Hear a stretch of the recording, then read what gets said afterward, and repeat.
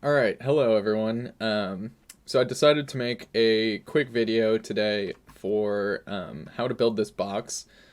Obviously, we don't have class today, so this video is going to be a quick little refresher as well as an introduction into our shared folder here. So I'll go a little bit more into detail about the logistics of our class, and having to miss today in an email, but for now this video is just going to serve as a walkthrough of how to build this box again. So if you got lost or you couldn't keep up in class, with this video you should hopefully be able to catch up. And the idea is that you're going to have this done the next time we see each other.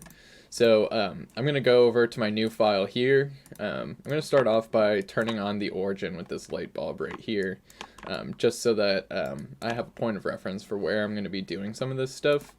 And then I'm going to go ahead and hit save. And this is important. Under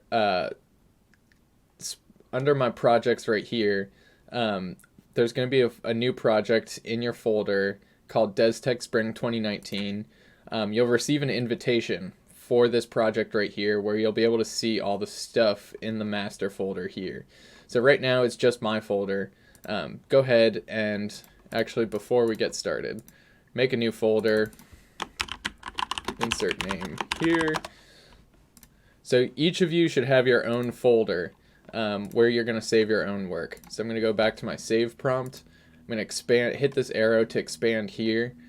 And then under insert name here, where you should be making your own folder, go ahead and save your file. So once you have it saved in there, I'll be able to look at and open your files. So if you have a question, you can email me and I'll have access to all the stuff that you're working on. If you save it in any other project that's not shared with me, then I will not be able to offer you any kind of remote help. And if it's any work for this class, then we're going to have problems with grading. But besides that, yeah, make sure you save your file to this folder right here. And then for anyone who's watching who's not in this class, well, sorry I'm wasting your time. But, alright, so we're going to go ahead, and the idea is that this box is driven off of a single sketch. So we're going to go ahead and create that sketch right now. Under sketch right here, rectangle, what we want is center rectangle. So I'm going to go ahead and select my top plane right here. You can create it on any plane that you want, but I want to make sure that I'm creating it on the top plane, just because it helps us think about space if we just continue to refer as z up. So I'm going to do that again because I'm talking and moving faster than I can talk. So I'm going to go ahead and float over my origin and make sure I have this blue box so that the center of my rectangle is constrained to the origin right here. I'm going to click, drag out, click again, and then I'll have it sketched out there. So right now we have blue outside lines right here.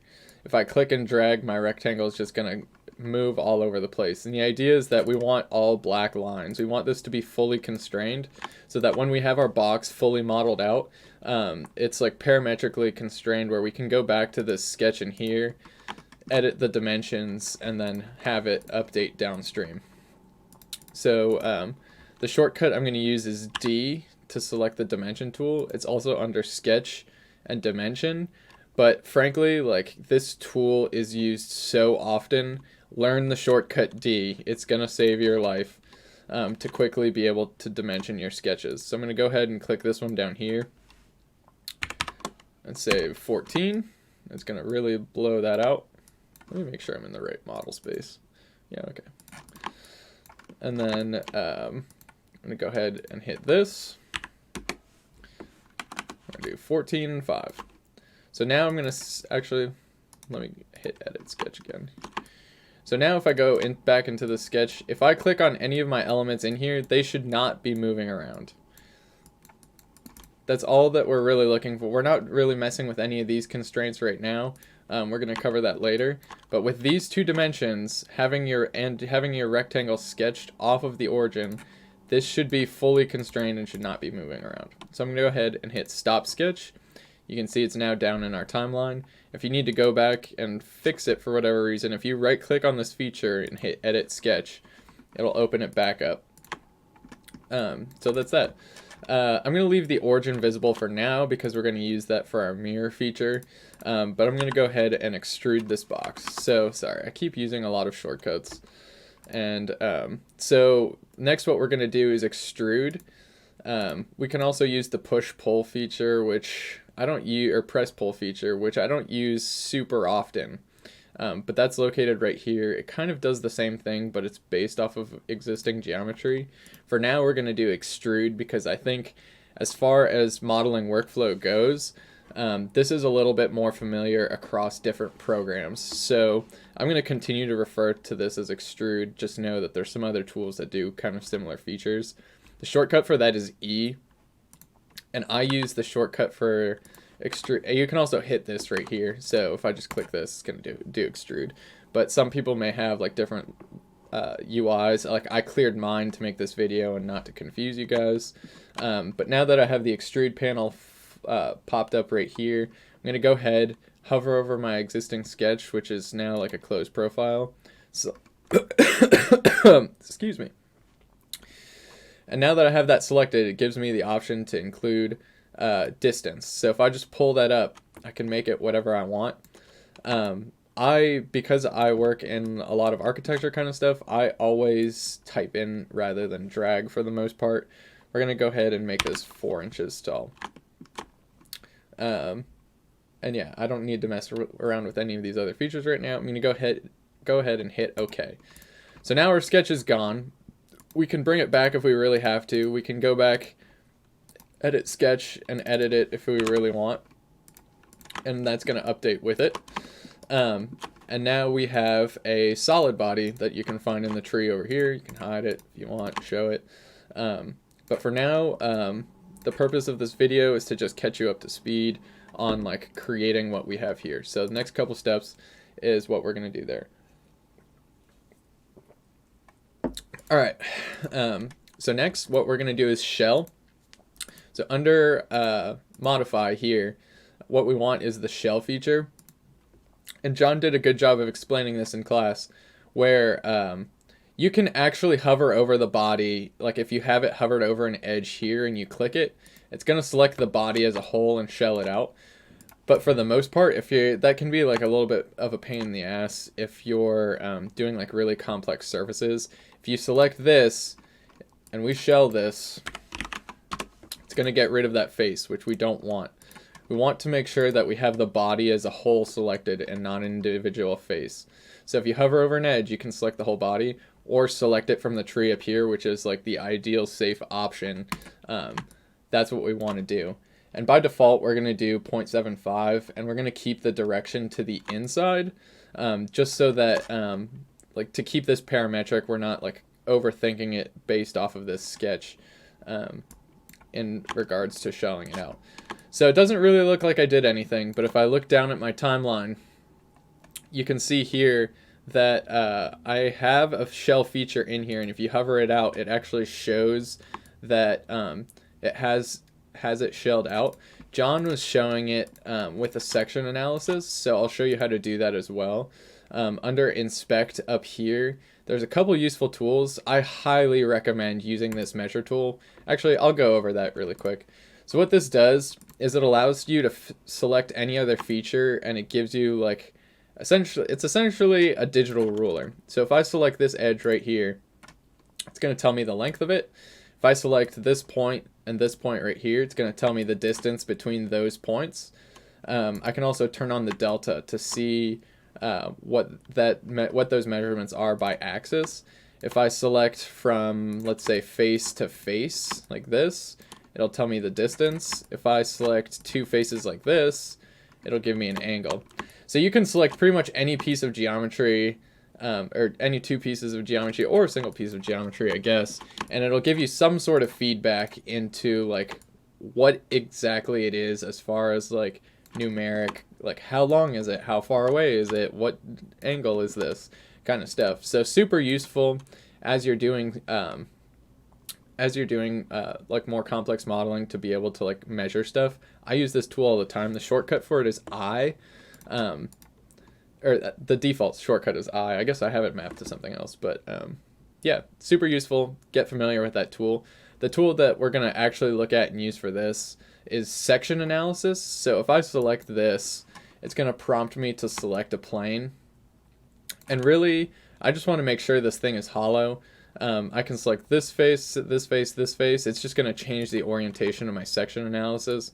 Or I can click and drag this down and confirm that the shell is in there.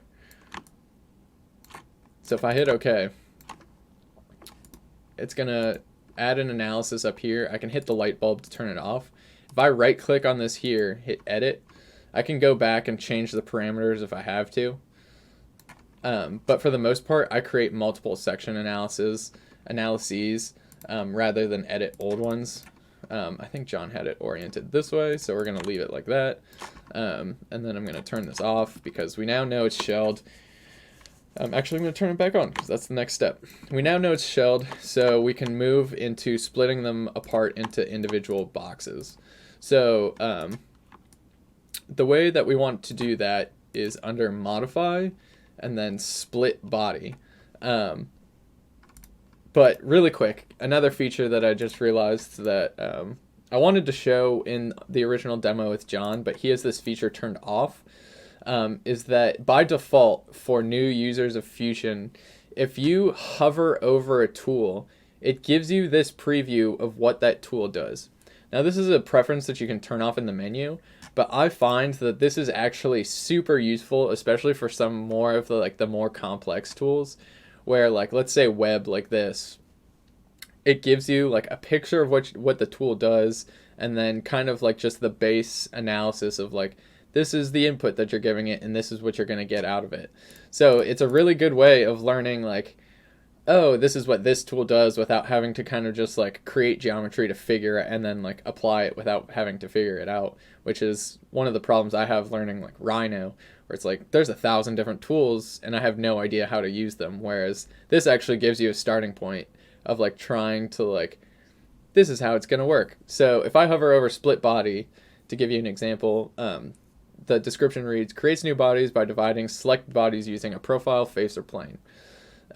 So just select whatever you want and then select a dividing body, and then it's going to split it according to the geometry that you input. So we're going to go ahead and do that. Split body. We're going to select this, because that's what we want to split. And then splitting tool. So I'm going to select this inside face right here. And it's going to show my cutting edge right here of where it's going to split. It's important to make sure that you have extend splitting tool. If I just leave it as that face, there's no intersection in between this outside face and the splitting tool, and it's going to throw me an error. Yeah, right here, compute failed, because there's no intersection between targets and split tool. So I'm going to go back in here, modify, split body, make sure extend splitting tool is on, and I now have two bodies. 1, 2. So pretty straightforward, splitting our bodies. I'm going to turn this section analysis off. What we're going to do next is mirror that feature over. So I'm going to go under Create, Mirror. So this makes a mirrored copy of selected faces, features, bodies, or components. Wow, I didn't even have to come up with that on my own. Thanks, Fusion. So I'm going to go ahead and hit mirror. I'm going to change this from faces to features. Let's see. I typically select it from here and then select my mirror plane because we sketched from the origin. Just like this. So I selected this because it's the mid plane based on my origin. So if I select this, it should mirror it to the other side and then hit OK. So now I have 3 bodies. 1, 2, 3, and then the sides of our box are now completely split off. So we're going to do the same thing for the hang on, I feel like I did the order of that wrong. Okay, John split the top first, so we're going to rewind. So what I did, so in order to fix this really quick, we'll see if this works, but for the most part we can move this and go back in time and add new features. So I'm going to rewind before I split my body here. And I'm going to try and split the top first and then see if it updates. So if I hit modify, split body, I'm going to go ahead and split this. select this face, if I turn my section analysis off, it is now just the top and the bottom. So because this is like a line of history, some of these features are dependent on themselves. If I move this forward, there's a couple of things that could happen. And I have a pretty decent idea that I think it's going to work. And I think what it's going to do is it's going to split just this body. With more like complex histories and more complex features, it could throw me an error saying like some of the dependencies on like having this as a whole body like is required. So I'd have to like delete the feature I just added. But I think because this is simple enough that if I fast forwarded it, okay. So not ideal, but this is something that's easy to fix. So right now I currently have 4 bodies because I've oversplit. I just like did my order of operations wrong, and rather than just delete everything and start over, I tried to get too fancy. But the good news is that we can always go back and fix it. So I'm going to right click on my original split right here, edit feature. I'm going to deselect my bodies to split and then select this one right here, hit OK. And then I'm now back to 3 bodies of like where they actually belong. So like let me make sure that I actually did this right.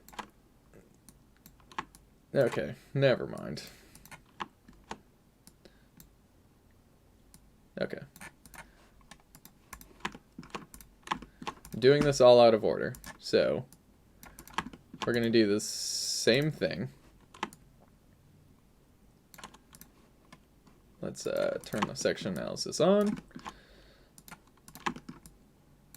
This part and too far in to just start this video over, like edit it all out. So we're going to split this. So I just did the same process here of like splitting the bottom and the top. I'm going to rewind here. And I'm going to have to do the same process again where I have to edit this feature to include just this body. And now, if I turn my section analysis off, before I move forward, because I don't have this mirror feature yet, I should have a top, I should have a bottom, I should have a side, and then like a U shape here. So if I move this mirror forward, if this isn't too difficult for Fusion, it should just move it across, and I now have my box. 1, 2, 3, 4, 5. Hang on. I can't count. 1, 2, 3, 4, 5, 6. There we go. And then if I hide this top one, nice. So, not perfect. I kind of just went into it too fast without really looking at John's file and like blew through it. But these are all the tools that you need in order to accomplish this like 6-sided box. And should give you some pretty decent practice with Fusion. And then we'll pick up with new tools next week. So I hope this video is useful. And feel free to reach out to me with any questions via email. In the meantime, there'll be an email outlining what's due for this next class because we didn't have class today. And there's going to be a project sheet with more specific details of what we want to accomplish. So keep an eye out for that. But thanks for watching, and I hope that was useful.